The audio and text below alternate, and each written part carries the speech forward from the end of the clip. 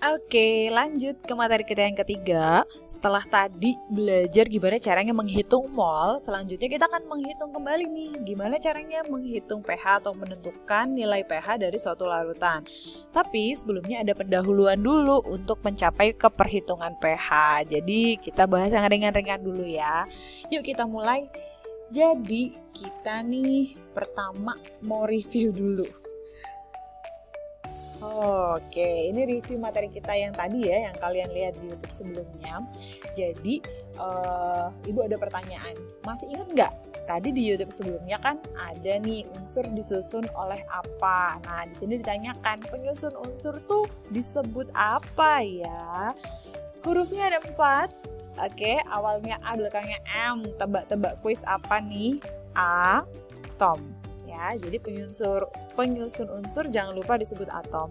Sedangkan kalau penyusun senyawa disebut apa ya? Penyusun senyawa adalah apa tadi?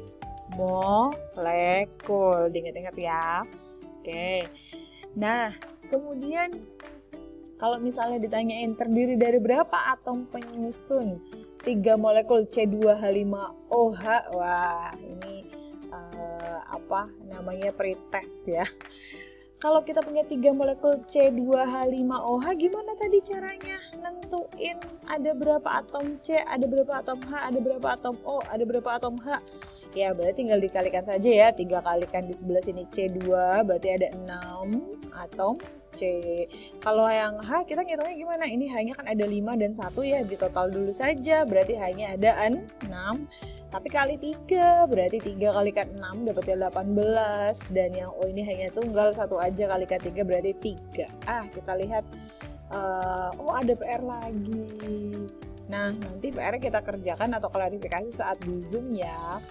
Sekarang kita mulai dulu untuk materi yang selanjutnya. Kita akan belajar apa? Duit gimana sih? Tadi kan udah bilang mau belajar pH. Iya, kita mau belajar pH, betul banget. Nah, tapi sebelum kita belajar tentang pH, representatif dari gambar ini, kita mau ngomongin dulu nih tentang apa itu asam, apa itu basa, untuk kemudian nanti kita belajar gimana caranya menghitung pH larutan asam dan basa gitu ya. Oke. Nah ini ada 2 gambar, semuanya 2 bayi cute-cute yang lucu, imut. Nah kalian juga sebelum secantik dan seganteng sekarang, dulunya imut-imut kayak gini kan ya. Oke. Nah ini adalah contoh asam dalam kehidupan kita sehari-hari. Sedangkan kalau mandi kita pakai sabun, sampo, itu adalah contoh basa ya dalam kehidupan kita sehari-hari. Nah asam dan basa. Asam dan basa itu apa sih? Nah kita belajar dulu dari asam. Asam ini ciri-cirinya dia punya rasa yang masam, tapi tidak semua asam boleh dicobain ya, karena ada yang bahaya juga karena sifatnya korosif. Misalnya apa? Asam sulfat. Ini adalah cairan yang terdapat pada aki kendaraan bermotor kita. Kalau kalian pakai akinya aki basah, nah cairannya itu adalah asam sulfat. Dia tuh cairan asam ya, bersifat asam. Tapi boleh nggak kita jilat? Aduh, kalau bisa jangan ya. Bisa menimbulkan rasa terbakar pada kulit karena dia bersifat korosif. Nah, dia bersifat juga merusak logam. Nah, merusak logam itu disebut korosif. Nah, sebenarnya merusak logam dan merusak kulit itu juga sama-sama disebut korosif ya. Jadi itu adalah ekspansi dari cairan ini untuk merusak logam maupun merusak kulit. Disebutnya korosif terhadap logam dan korosif terhadap kulit. Kalau logam aja rusak kena asam sulfat gitu ya, mana mau sih kita mengenakan asam sulfat ke kulit kita, jangan sampai ya. Tapi nggak semua bukan hanya asam sulfat aja yang bersifat korosif, semua asam juga, bahkan asam yang bisa kita makan juga bisa bersifat korosif, tapi prosesnya lebih lambat gitu ya. Nah, asam ini punya pH kurang dari 7 atau di bawah 7. Jadi rentangan pH yang kita punya itu dari angka 1 hingga 14. Nah, asam sendiri itu rentangan pH-nya 1 hingga 6 ya, sebelum nyampe ke 7 itu adalah asam. Kalau 7 itu udah posisi netral. Nah, asam ini kalau misalnya nanti kita praktikum di laboratorium, itu bisa kita identifikasi dengan bantuan kertas lakmus. Jadi kalau kita lihat ada 3 wadah berisi air gitu ya, berisi air, warnanya bening. Kita kan nggak tahu yang mana asam, yang mana basa, yang mana air biasa. Nah, nggak boleh kita cobain. Kalau cobain aja deh biar tahu mana yang asam gitu. Kenapa? Ya karena kita nggak tahu asamnya ini asam yang bahaya atau enggak gitu ya untuk kena kulit kita, untuk masuk ke dalam tubuh kita. Nah, maka cara yang mudah untuk kemudian mendeteksi kalau mereka semua bening bener-bener ke air putih biasa gitu, caranya tahu itu asam atau bukan gimana caranya, kita masukin kertas lakmus biru. Jadi ini sebenarnya gambar tabung reaksi ya, tapi ini bayangan aja. Jadi kertas lakmus biru ini kalau nanti dicelupin ke dalam cairan bening yang dia adalah asam ternyata, maka warna birunya akan berubah menjadi merah ya. Jadi asam dapat mengubah kertas lakmus biru menjadi merah. Contoh-contoh asam dalam kehidupan kita sehari-hari itu apa? Air aki yang sudah Ibu sebutkan tadi, kopi. Bu, saya nggak setuju kopi. Karena kopi itu pahit, Bu, nggak asam. Nah, jangan salah. Kopi itu justru bersifat asam. Makanya bagi orang-orang yang tidak terbiasa sarapan dengan minum kopi di pagi hari, emang nggak disarankan untuk minum kopi di pagi hari. Karena biasanya bikin sakit perut. Kenapa? Karena meningkatkan kadar asam di lambung. Terus cuka, kalau yang suka makan bakso dikasih cuka, nah cuka itu adalah contoh asam. Cuko juga ya, kalau yang ada di kuahnya pempek, misalnya bikin kuah pempek, asam-asamnya dikasih cuko juga. Terus ada yang pasti air jeruk. Oke, selanjutnya kita kenalan sama basa. Kalau tadi asam, itu rasanya masam ya. Kalau basa gimana? Kalau basa justru rasanya pahit. Nah, representasi basa pada kehidupan kita sehari-hari itu apa sih? Kita punya ada sabun, sampo, odol gitu ya. Itu adalah contoh-contoh basa dalam kehidupan kita sehari-hari. Nah, basa ini juga punya sifat fisik licin ya, tapi dia tidak korosif loh ya terhadap logam. Jadinya kalau misalnya kita mandi, kita pakai perhiasan emas, perak dan lain sebagainya, itu bisa bertahan, nggak akan korosi atau nggak akan rusak logamnya karena emang basa tidak bersifat korosif. Yang korosif atau merusak logam tadi adalah apa? Asam ya. Nah, kalau asam punya pH di bawah 7, basa kebalikannya punya pH lebih besar dari 7. Jadi rentangan pH kan 1 sampai 14, asam 1 sampai 6, 7 itu netral, kemudian di atasnya 7, 8 hingga 14 itu disebut basa gitu ya. Nah, sama dengan asam tadi, si basa juga bisa kita deteksi dengan bantuan kertas lakmus. Jadi kalau kita punya air dalam 3 gelas dan semuanya bening, kita mau tahu yang mana asam mana basa. Kalau asam tadi dicelupkan kertas lakmus biru akan berubah jadi merah. Sebaliknya kalau basa dicelupkan kertas lakmus merah nanti akan berubah menjadi biru. Jadi kalau basa tuh gini.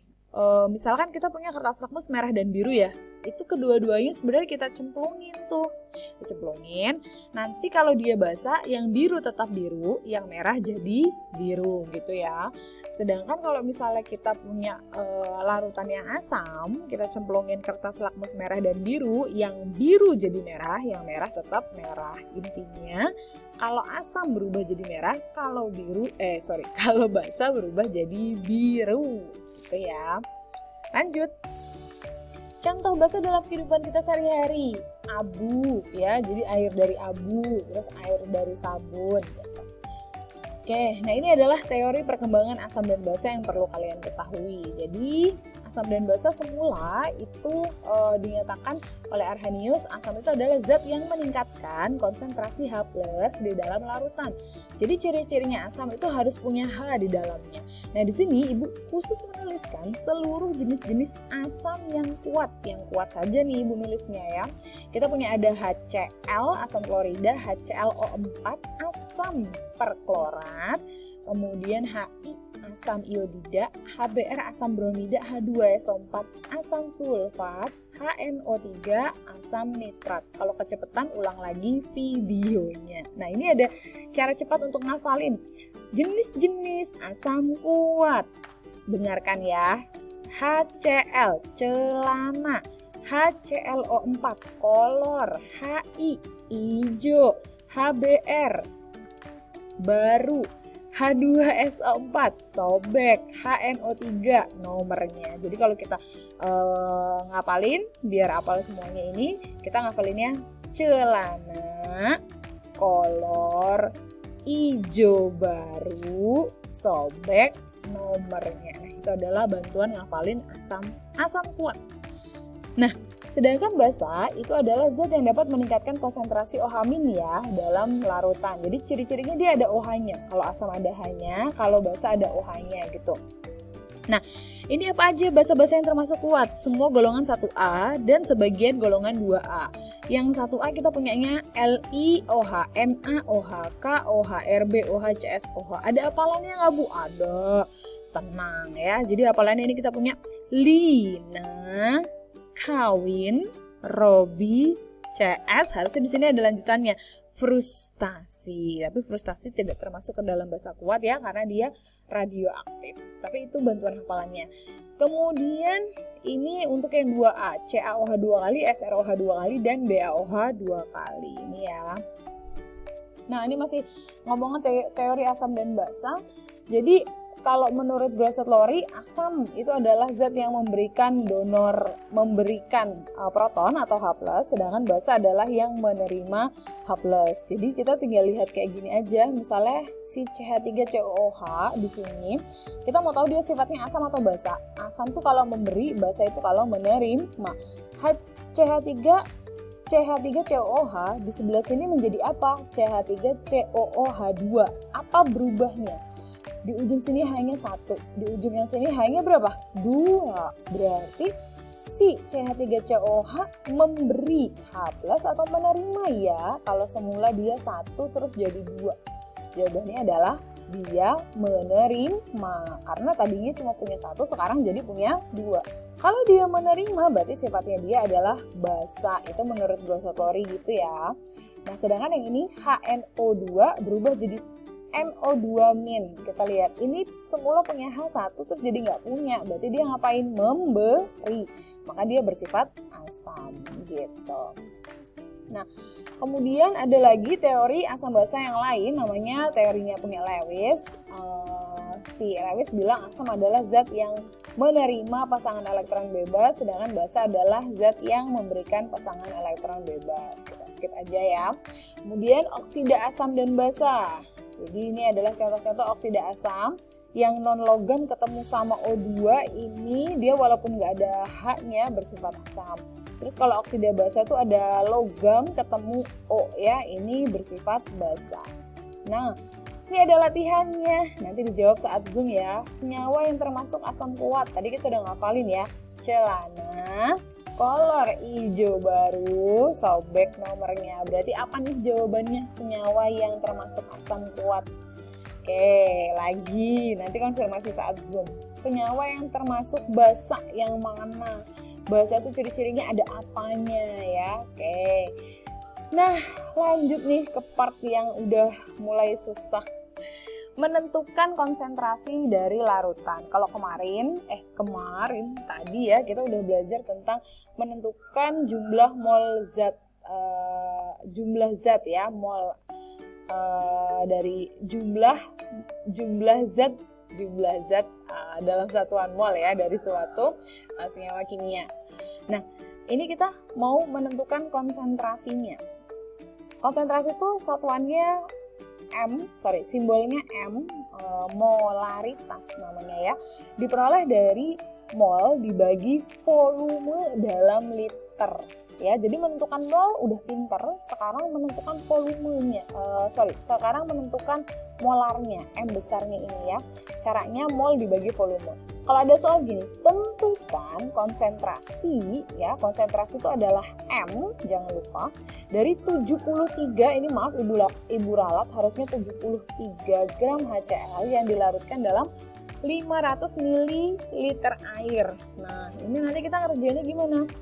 Kalau mau cari konsentrasi atau molar, kita kan butuh data mol dibagi data volume. Di sini kan nggak ada data mol ya.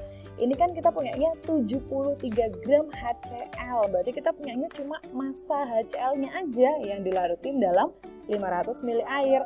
Maka langkah pertama adalah kita harus cari dulu berapa molnya. Cara dapat mol gimana?